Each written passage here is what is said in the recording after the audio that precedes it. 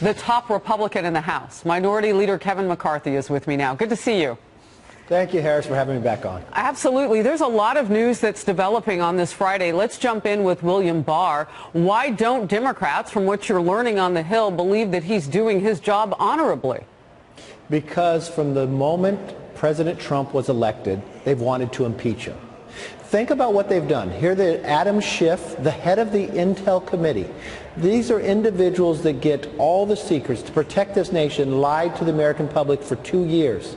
Now the Mueller report comes out. They want to try to discredit any way they can. This is a man of honor. This is a man who served as Attorney General before. He's carrying out the rule of law, and the first thing they ask him to do is to break the law, to actually put everything in the report out when the law does not allow him to do that. You want to make sure that system and methods of how we gather intel is not given to our enemies. You want to make sure that the law actually says now you can't put forth grand jury information when somebody is not indicted. Wow. So let's follow the law, the rule of law, and this is an Attorney General that said he's going to do it, and he has lived up to it. Right, from confirmation hearing even to most recently. So you're bottom lining that idea with Democrats of impeachment, which seems politically risky, especially given history that we know, right? It also seems disingenuous to voters who voted for them in the midterms in November. What do you say? Well, what do I say? I just listened to your clip there where Nancy Pelosi was upset that the Attorney General was carrying out the rule of law, but she has not said one thing about Adam Schiff. She did not say one thing about the 2 years of how he lied. And why does she keep him in that position? Because she controls all the power of who's the chair. She solely appoints the Democrat to that committee. She's allowed an individual to stay on to a committee that's supposed to protect the entire nation and had lied to the public for the last 2 years. And now they... When you talk about that dishonesty, what you're pointing to, because I know I've talked with you in recent past and other Republicans in the House, you're talking about when Adam Schiff said that there was evidence of collusion. He said there was more than circumstantial evidence, that he had it 2 years prior to the Mueller report even starting. Because there was none. Does Adam Schiff believe he knows more than 40 FBI agents, 19 attorneys, went to 13 countries, 2,500 subpoenas, 500 witnesses, and he continues to lie? He lied up until March of this year before the report came out. He says it's in plain sight. That is not an individual that should represent anybody in Congress, let alone be the lead person when it comes to the Intel Committee. So, Minority Leader McCarthy, what does this mean? Let's hear from Senator Blumenthal now on the actual report that he wants to see. Given the fact that Adam Schiff has said that he has evidence that maybe nobody else has, I wonder if it would even be in the Mueller report. Let's watch. When Bill Barr issued a summary, you would have thought, according to some of my Democratic friends, it was the second coming of the apocalypse. Oh, he issued a summary. What do you think would have happened if he hadn't issued a summary? And now they're saying he's in bad faith and he shouldn't take a look at how these investigations started. All right, well, that's obviously not Mr. Blumenthal. John Kennedy, yeah. That is Congressman John Kennedy of Louisiana, whom also is making a similar point. But I want to hear from Democrats, so we're going to try to fix this if we can. But you're talking with everybody on the Hill. And yes. I'm wondering where they're coming from with the full Mueller report when Adam Schiff says maybe you don't even need that. I mean, he hasn't said that. He's just simply said that there was evidence of something that no one else seems to know. They built themselves up. They wanted to impeach this president. That's what they ran on. Now they just hit 100 days. What have they accomplished in 100 days? I don't know of one problem that they have solved. Look at what they've done. They spent 20% of their time on this floor doing resolutions, not doing bills. Think about if we spent 20% of that time lowering drug prices or lowering health care premiums or working on an infrastructure bill. The other thing that they did, they wouldn't even stand up to the anti-Semitism.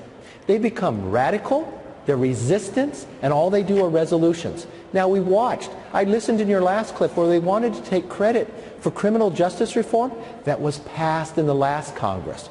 That tax bill where we got the economy stronger than ever before, unemployment claims at a 50-year low, 49.5-year low. Not one Democrat voted for that. They go on a retreat. Who do they invite to the retreat? They invite celebrities, not to perform, but celebrities to tell them what the average American thinks, and all they want to do is criticize the president and the president's daughter. That's what they're achieving at this retreat. They have go ahead. Excuse me, I just want to slide in, and I see all those youngsters because we're nearing some spring break, so I see some visitors to the Capitol. Tour around the Capitol. I've done that too. I love to visit. You know, I want to slide in because you brought up the retreat, and that's a perfect segue into this next point, marking 100 days. You have progressives on the left side, and you've dealt with this in your own party with the Tea Party when they were coming on board, and the questions about can they legislate and caucus together. But the questions are slightly different for the left, though. For Democrats, the questions are, can they even get together to put a bill on the floor for the budget, because the progressives are actually wedging their way in, and their voices are getting louder. Why do you think that is? Well, first of all, they're not progressives. They're Democrat socialists. That's what they call themselves. And they have overtaken the leadership in the Democratic Party because they couldn't even put a resolution on the floor denouncing what Congresswoman Omar said when she questioned those of Jewish faith if they could be loyal to America. Now, Speaker Pelosi, she has said from day one, show me your budget, show me your values. President Obama said the number one thing, the responsibility of a majority party, is to pass a budget. Their chair of the Appropriations Committee, Nita Lowey, said in a closed room, if they cannot pass a budget, they are not worthy of being in a majority. You know what they did? They canceled the vote. They can't even pass a budget. They go on a retreat and have celebrities tell them what average Americans, hardworking average Americans, think about. And all they want to do is criticize the president. They want to try to impeach him because they do not like what happened in 2016. You know what? They have a Mueller report now. They should move on. It may feel like 2020 is far off in the distance. I'm getting ready to go to Iowa for a 2020 Look Town Hall. Already, yes. They'll be first in those 99 counties. And I have to tell you, budget, healthcare, all of those things that they say time and time again across America, Iowa is a microcosm for that conversation. It's what you're talking about. So thank you for responding to the news today and also setting us up for that. Minority Leader Kevin McCarthy with me today. Always good to see you. Thank you, Harris. I'm glad that the wheels of justice are finally turning when it comes to Mr. Assange. I've never been a fan. I think what he did was despicable and dangerous. I'm glad he was arrested. I think hacking, stealing classified secrets, releasing them in a way that endangers the safety and security of American soldiers. I think Julian Assange has to face justice here. The extradition ought to be pursued quickly and effectively. The American people have a right to see him in court facing charges. I'll put a sock in it. All right, senators from both parties applauding the indictment of WikiLeaks founder Julian Assange, who was taken into custody in London yesterday. The U.S. charging Assange with conspiring to hack into a government computer to help release a trove of classified documents. But some are also defending Assange, including Democratic Congresswoman Alexandria Ocasio-Cortez. Watch. The specific charges that were raised for his extradition were even ones that the Obama administration entertained but turned down because it was seen as kind of beyond the pale in terms of an attack on journalism and journalists. And so I'm concerned by that specific aspect, very much so in this situation. She's sort of the Elle Woods of Congress. All right. The American Civil Liberties Union also coming to Assange's defense, warning, quote, criminally prosecuting a publisher for the publication of truthful information would be a first in American history and unconstitutional. While there is no First Amendment right to crack a government password, this indictment characterizes as part of a criminal conspiracy the routine and protected activities journalists often engage in as part of their daily jobs. So, Ed, there are a lot of issues at play here, but the First Amendment shield that will be afforded to Julian Assange, I think, will be quite powerful. And you will see many, many powerful lawyers rush to his defense because of the greater ramifications of prosecution if they don't find the hacking. First Amendment is paramount. And as a journalist, I want to see the free flow of information. And government officials of either party worried about bad information and accountability coming out, too bad.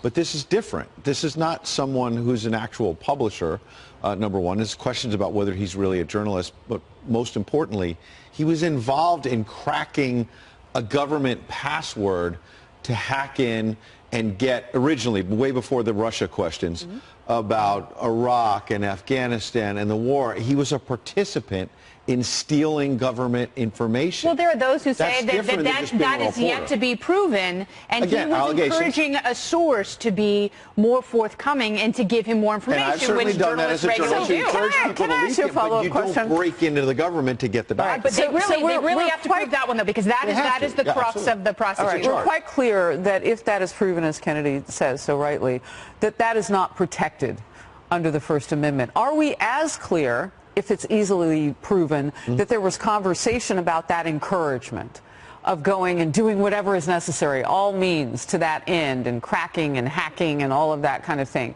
Is there as bright a line for journalists or those who think that they are journalists to be protected under the First Amendment? Yeah, here's the difference.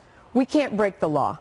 It's that simple. And we can't encourage anybody else to break the law. No, we're supposed to be about exposing people who aren't upholding the law, telling stories, whatever. But it's not about breaking the law ever. I mean, that's the first thing that we learn, is what you can and can't do, where you can go, what buildings are you allowed to enter, when are you not to, what are your rights as a journalist. Okay, so what about the Pentagon Papers? Do you think that those should have been published?